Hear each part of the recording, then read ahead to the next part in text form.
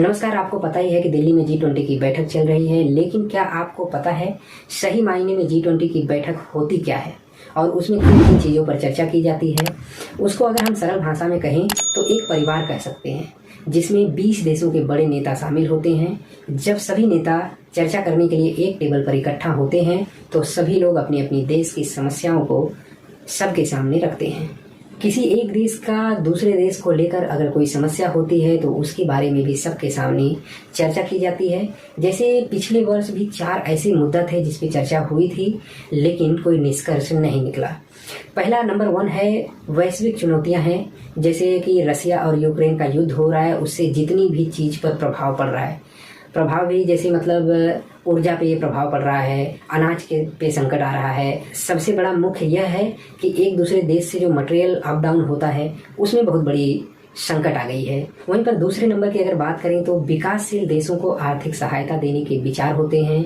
जैसे गरीब जो देश होता है उनको विकास करने के लिए बड़े देशों से सहयोग की ज़रूरत पड़ती है, पैसों की ज़रूरत पड़ती है और बहुत सारी ऐसी जिम्मेदारियां बड़े देशों पर होती है जो छोटे देश को लेकर, उनकी अर्थव्यवस्था को लेकर सही निर्णय लेने की जरूरत पड़ती है। नंबर 3 की बात करें तो डेब्ट मैनेजमेंट को संतुलन रखने की बात होती है, जिसमें एक देश दूसरे देश को कर्ज देता है, उसको किन मुद्दों पे कर्ज देना है, वह क्या करने वाला है। ज़्यादातर जानकारियां इस पे ली जाती है कि कोई देश ऐसा तो नहीं है जो कर्ज लेकर वह सिर्फ खा रहा है।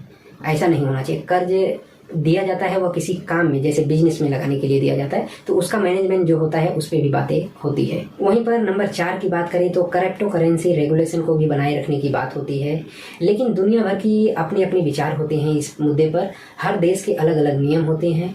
यह 4 ऐसे मुद्दे थे जो पिछले वर्ष भी शामिल थे G20 में, लेकिन इस बार समिट का सरपंच भारत है तो G20 के फ्रेमवर्क में अपनी तरफ से भी 3 मुद्दे नए शामिल किए हैं, जो भारत को ध्यान में रखते हुए मुद्दा शामिल किया गया है। नंबर 1 है ग्रीन डेवलपमेंट और जलवायु परिवर्तन पर चर्चा करने के लिए मुद्दा शामिल किया गया है।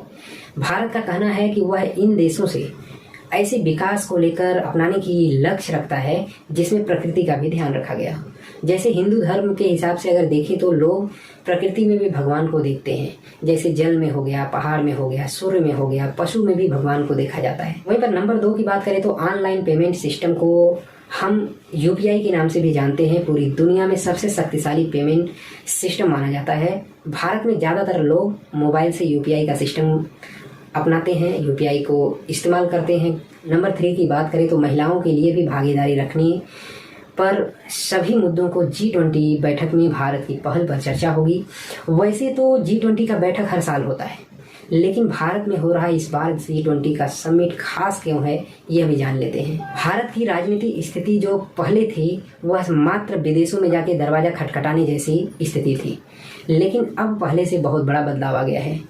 पहले भारत जाकर गुहार लगाता था कि हमें भी इस समिट में शामिल कर लो, लेकिन अब ऐसा नहीं है। भूमिका बदल चुका है। अब हमारा देश न सिर्फ दुनिया के बड़े देशों को एक टेबल पे लाता है, बल्कि हमारे देश के बड़े बड़े जो समस्या हैं उनको भी उस टेबल पर रखता है और हमारा देश मेन टेबल पर बैठने की साहस भी रखता है। दोस्तों, सबसे बड़ी बात यह है कि भारत इस G20 की बैठक की जानकारी छोटे छोटे गांव तक पहुंचाया है। भले वो विदेशों का छोटा छोटा गांव हो, छोटा छोटा शहर हो, वहां तक भी इसकी चर्चा हुई है। इसका मेन रीजन है दिल्ली को एक बहू की तरह सजा दिया गया है। जैसे शादी होता है, बहू को सजाया जाता है मेकअप वगैरह करके, उस तरह से दिल्ली को सजाया गया है और यही चीज़ दुनिया में सबको भा रही है। गाइस, कमेंट में जरूर बताना G20 की बैठक पे आपकी क्या राय है और वीडियो को लाइक, चैनल को सब्सक्राइब जरूर कर लेना।